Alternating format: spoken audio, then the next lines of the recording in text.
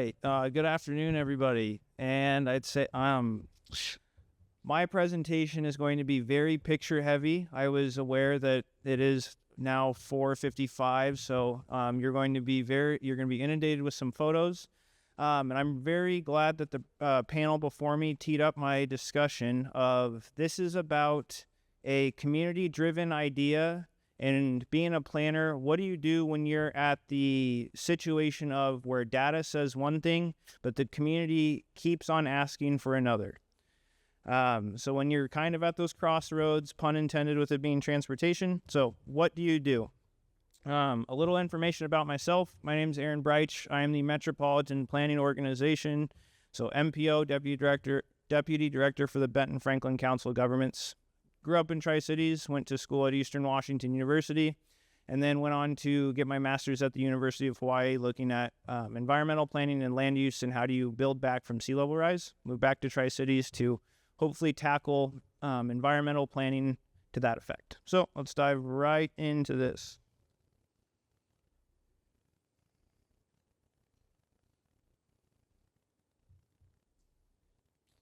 Maybe not. Boom. All right. A little background information on the Tri-Cities. So it's made up of more than just 3 cities. It's a 2-county area. It's the 3rd largest metropolitan area in the state. Yes, yay to technicalities. We just edged out Vancouver area based upon the last census. They don't consider bi-state regions anymore, so the Tri-Cities is the 3rd largest now.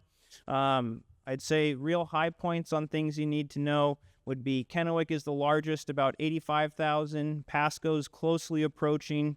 In Franklin County, it's at 80,000 right now, but it's the fastest growing of all the cities. Richland's about 65. West Richland close to 20. And then there's smaller cities within the region. Prosser on the very far left, that's just over 5,000. Connell is about 4,000, and same with Benton City. So this, what I would say, is your jurisdiction map.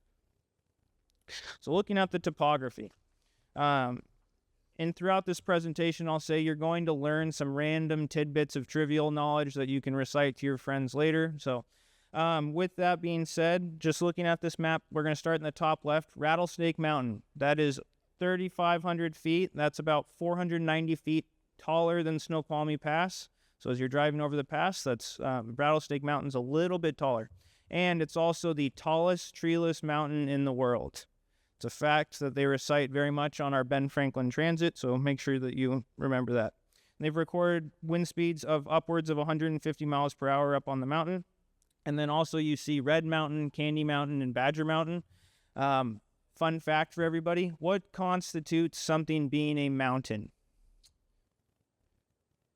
I didn't know this. I thought it was the general rule of, it's 1,000 feet. No, it's even more technical. It's 980 feet of elevation, so that's above sea level. That's what makes something a mountain. Nothing more special. And then we are the home of agriculture and wine. My wife's in the wine industry, so I had to make sure I put that plug in.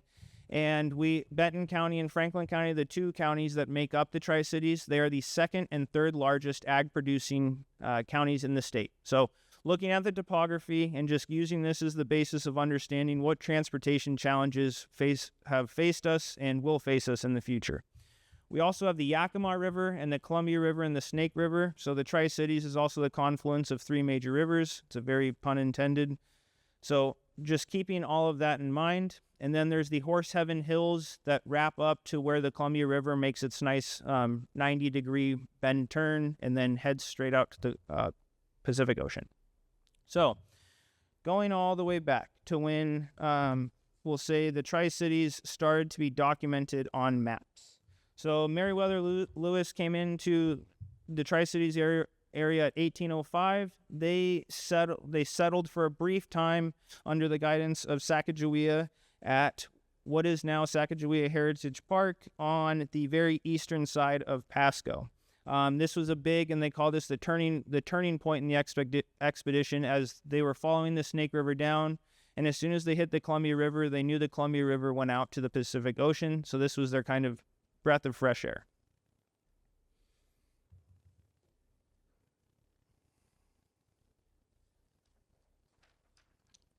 All right, and this is my most text-heavy slide. This is the Silo Canal. It was put in 1915 in just east of the Dalles. Why does this pertain to the Tri-Cities? As the Tri-Cities, before it started to take off with the Manhattan Project in World War II, this allowed the Tri-Cities agriculture to be able to be shipped out to Portland and the rest of the West Coast. It connected the Tri-Cities on the Columbia River, and it was the Silo Canal was supposed to take off, and the steamboat and river boats were supposed to play a much more prominent role in our transportation system here in the Pacific Northwest. However, the railroad beat the construction of this canal out. So steamboats and riverboats, the steam was let out of them. Pun intended again. And the movie Maverick was filmed in the Columbia Gorge, depicting around this time of what it was supposed to look like. So if you want to see what the Silo Canal was supposed to do, that's what was, I'd reference you to the movie Maverick. All right, so we're diving into the bridge theme. So us Tri-Cityans, we love our bridges. So in 1922, the Green Bridge was built. This was the first automobile bridge built across the Columbia River in the Tri-Cities. Before this, there was a ferry system that operated carrying 6 cars at a time for a quarter each. It was at a different location that I'll talk about in the future. But this was built in 1922. It cost $480,000 in 1919 when construction funding was secured. That's around $9.1 million in today's funding. So for us project-oriented people, imagine constructing a bridge now for $9.1 million. That would be like buying it at the $1.25 store now. So that would be really good pricing. They had a toll on it for the first 9 years to repay the construction costs and reaped in about $53,000 a year. That's just north of $1 million today. And it gave birth to the nickname the Tri-Cities. So then 1951, there was the Yakima River Bridge constructed. So during the 1940s and 50s, the Atomic Energy Commission starts to float the idea out about the North Richland Bridge, and I will really dive into that. It was never studied, though. In 1951, the Atomic Energy Commission that was in charge of the Hanford site, so that would be north of where you see the 1951 and on the western side of the Columbia River. So the Atomic Energy Commission built a 4-lane bridge across the Yakima River to connect what is Richland to Kennewick. Before that, you had to essentially follow out to where the Yakima River makes its bend, and then you would drive following the Horse Heaven Hills down and connect it, and then take the Green Bridge. It was about a 45-minute journey that is now roughly about a 6-minute journey.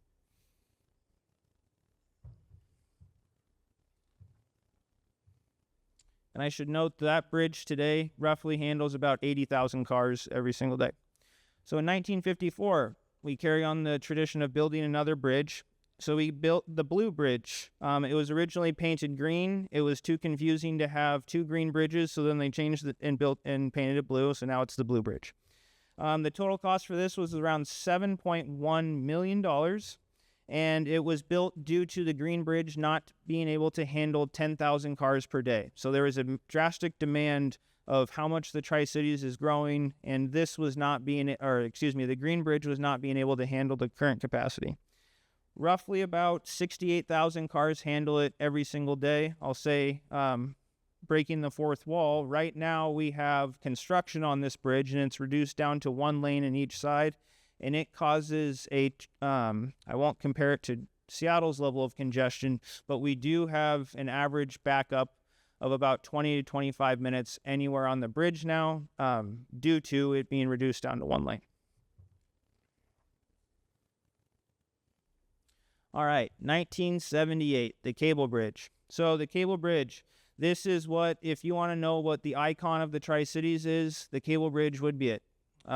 It would be our poor man's Space Needle. So with the Cable Bridge being built, this was built to replace the Green Bridge.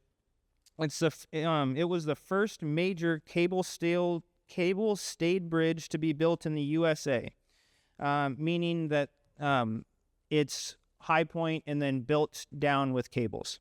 It was the second longest in the world at the time, and it cost $30 million in 1978, roughly 120 today.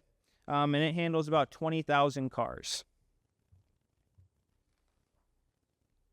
All right, here we go. So going back a couple years, going back to 1957, this map in front of you is showing how the interstate was planned. So in 1957, I-82 was added to the interstate system. So that was Ellensburg to Pendleton. So they planned that out. That was approved in 1958 to bypass the Tri-Cities and follow the old route that you see on the left side of the screen. But from there, Tri-Cities and the Atomic Energy Commission started to throw a little bit of a fit, and lobbyists became involved. And 1961, a feasibility study was done, ordered by the state to service the Tri-Cities and Hanford. From 1963 to 1965, different alignments were proposed, and they ended with the number 7. So that's the one that you see on the top of your screen, showing it going into Tri-Cities and going across the river and going into Pasco. So they ended with that. In 1968, I-182 was proposed to serve the Tri-Cities and not directly impact Oregon.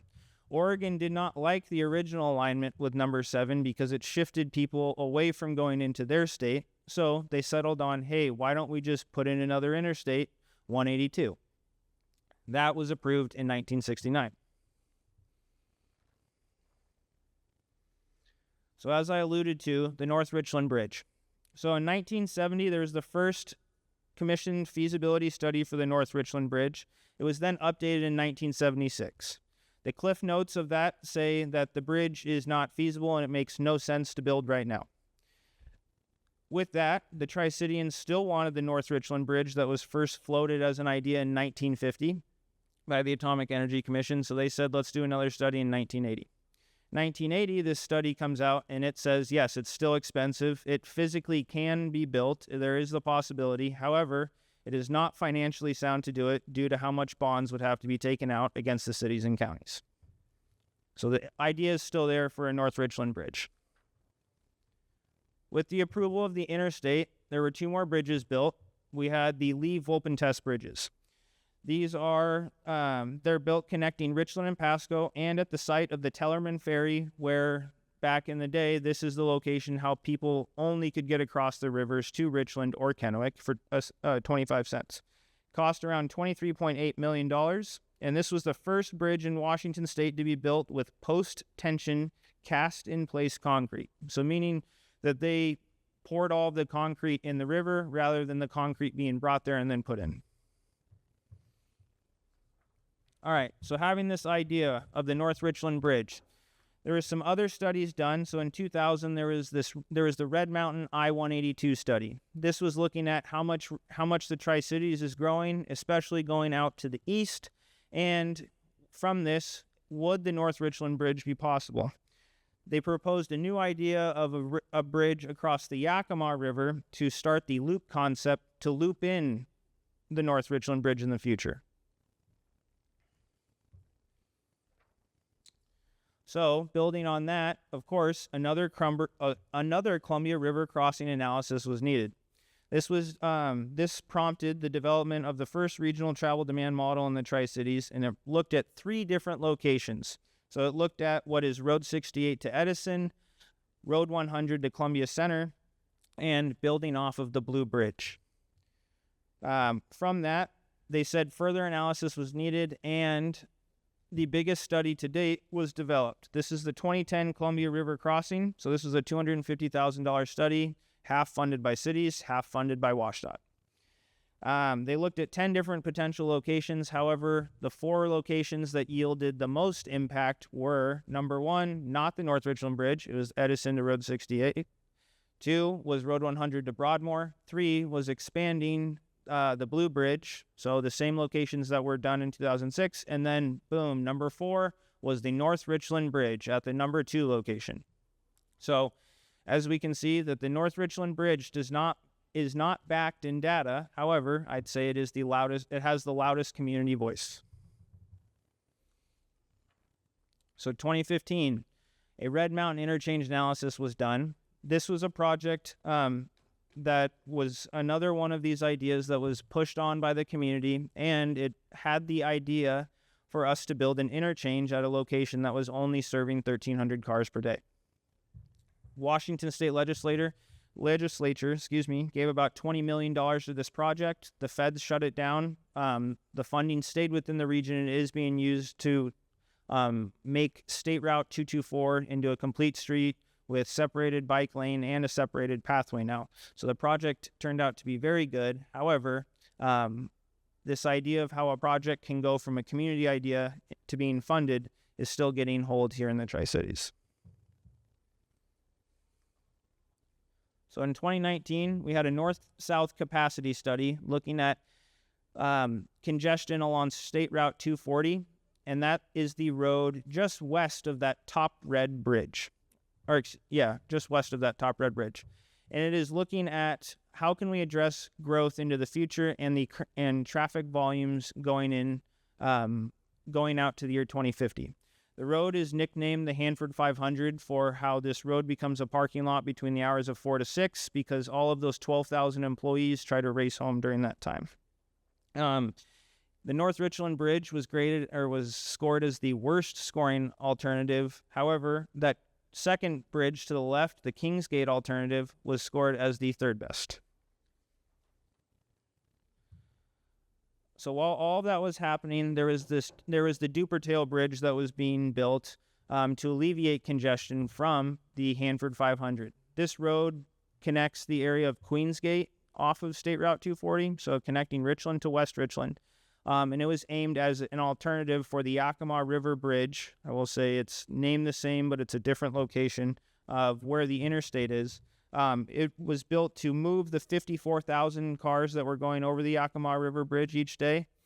Right now, there's about 50,000 cars that go on State Route 240 between 4 and 6 p.m. So it has not necessarily shifted all of the traffic away, but it has helped alleviate that specific choke point. All right. As the Tri-Cities is growing, so the Tri-Cities has boomed. It started as it was a farming town, and then it became the site of the Manhattan Project, and then from there we have become an agriculture hub or a clean energy hub. So from 1974 to 2024, we have grown by 111%, and then using OFM's high level of projections, we are forecasted to grow by 117%. So OFM's projections, the Tri-Cities has consistently outpaced these each year. So as we look at these, how do we accommodate for more growth as the Tri-Cities is still in the infancy of its development?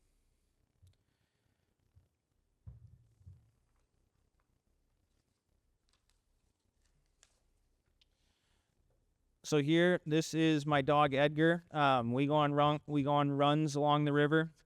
As glad as I am that I could make a plug of getting my dog on this PowerPoint. So the Tri-Cities is projected to grow more and more. We have massive industrial growth in North Richland and in East Pasco. We just got 2 new Amazon plants. Dairygold's largest production plant in the U.S. located in Pasco. We have I believe it's over 1,400 acres of industrial development in process in North Richland. So as that's happening, we have our region being pulled in 2 different directions due to industrial growth. At what point does the community idea of a North Richland bridge that doesn't pencil out via math becomes the reality? And that's the question I would pose to all of us, is when does a community idea become something that we have to back even though our data is not saying so?